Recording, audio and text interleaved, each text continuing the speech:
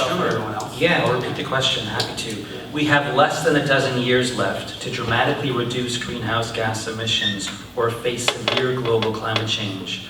What is your plan for reducing emissions, and how is it more effective than that of the other parties or candidates? Yeah, well, you know, one of the things we're not going to do is give tons of your money to the oil and gas sector. We're going to pull all the subsidies out of the oil and gas sector and invest it directly in the clean energy, invest it directly in the jobs that come with clean energy.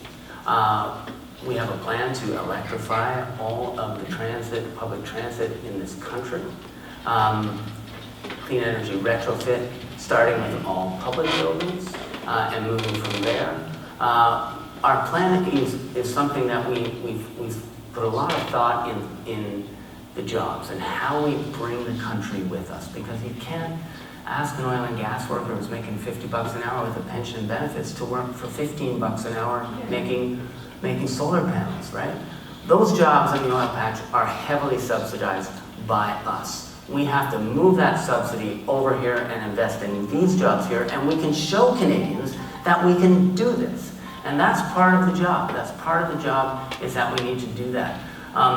The fact that this government, their emissions, they are on track to catch their Paris agreements, their Paris targets in 200 years is an indictment of the inaction of this government. You can talk about 50 climate change actions, you can bring a binder, but that doesn't matter.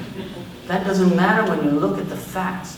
We are in a crisis here. We need to deal with it as a crisis. Our plan gets us to what science tells us we need to be at, around 45% of 2010 levels, but we're listening to science, because those numbers, as we already know from Paris, get updated. So we're going to peg all of our actions on the basis of what we're hearing from science, and right now that's what they're telling us, and that's what we're going to do. But we've also really thought about the just transition. You cannot have a climate change plan without a plan for social, economic, and racial justice.